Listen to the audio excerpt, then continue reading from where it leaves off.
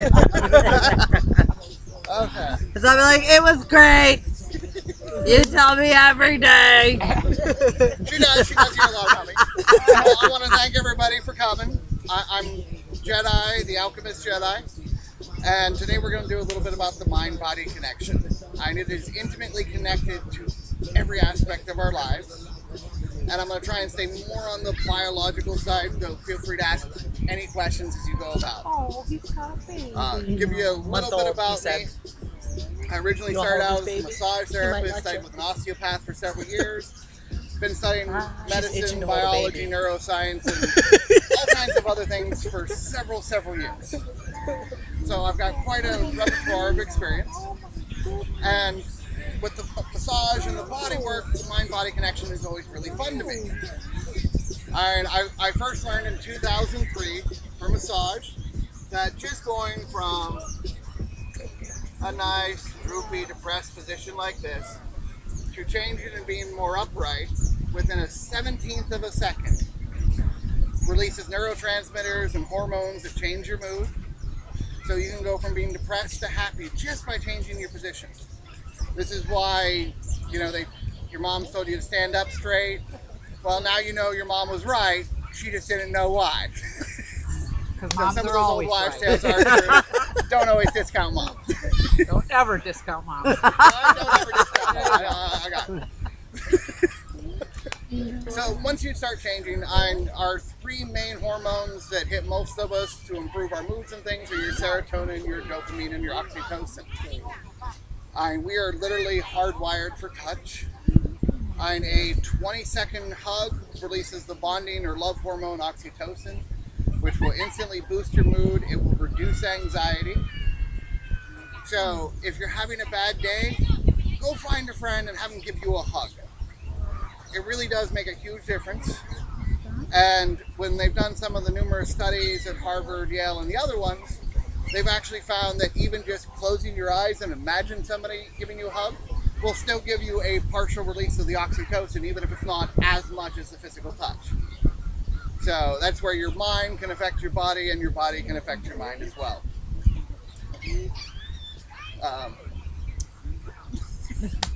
Like everybody, this is my first real speech on this outside. It'll get better as time goes on.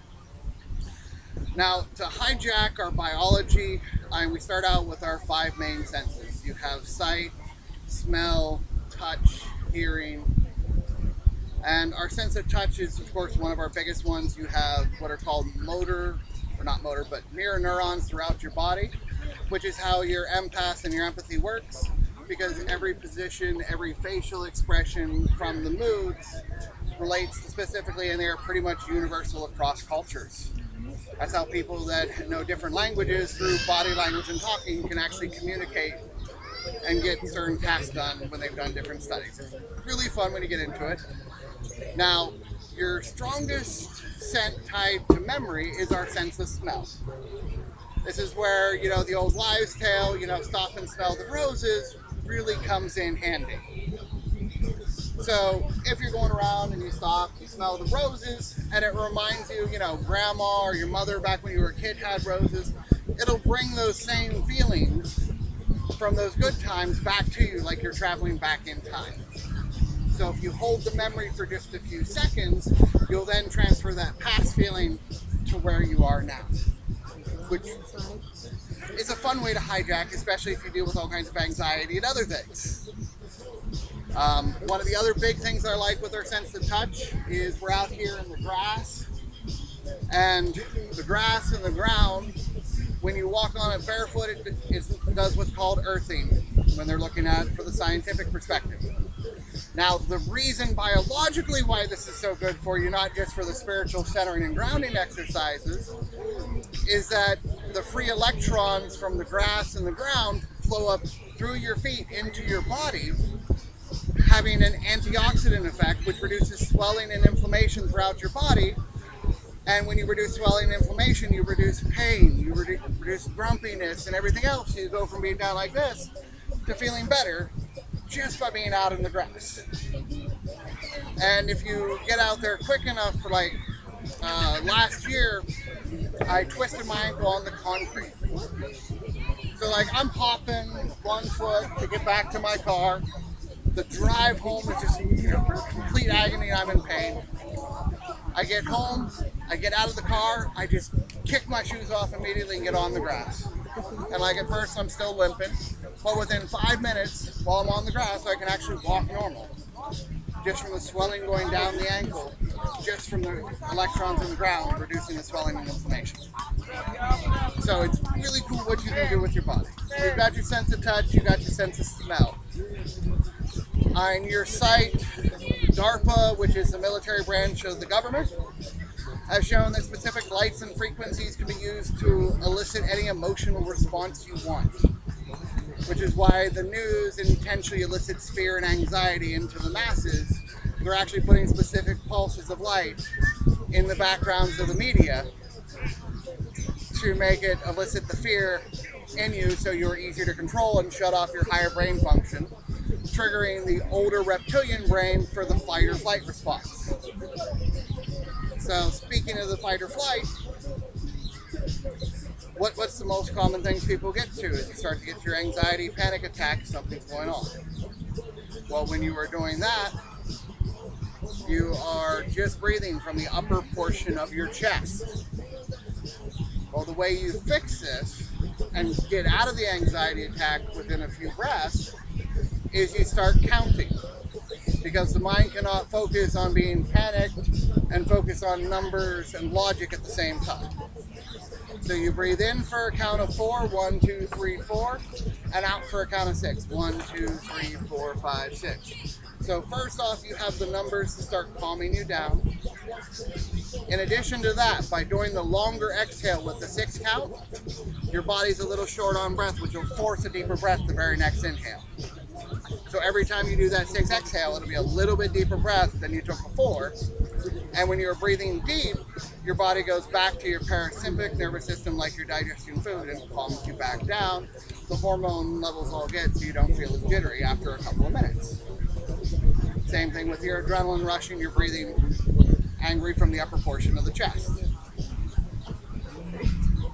Now, and please, if as we're going through, feel free to ask questions. Not a big deal. I like questions much better than waiting until the end, you know? So we hit our site with the lights. You have the touch, the receptors, the grounding. You have the sense of smell to remember your memory. Also with the sense of smell, you can use it to trigger different things. Like peppermint oil, for instance, is one of my favorite oils because it has been proven to boost memory. So if you're a college student or somebody studying, you can actually smell peppermint while you are studying. And then you smell the peppermint again right before the test. It will jog your memory and recall all your study sessions just from the sense of smell. And they've done statistical studies to prove how much it jumps people's test scores. You can also use your sense of smell with your aromatherapy oils. Things like lavender, frankincense are shown to calm the moods, and you can look up all kinds of charts for which scents do what. That's another course to delve deeper into at a later date. So after you get the smell, the other big sense we have is hearing. And this one is so profound, it encompasses all areas of your life.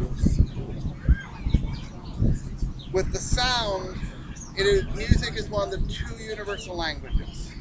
You have music and mathematics. If you understand both, you can understand everything in the universe. Well, that's my problem.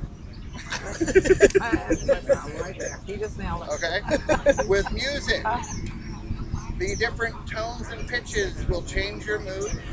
They found with studies between 30 to 45 minutes you can listen to music before the mind gets bored.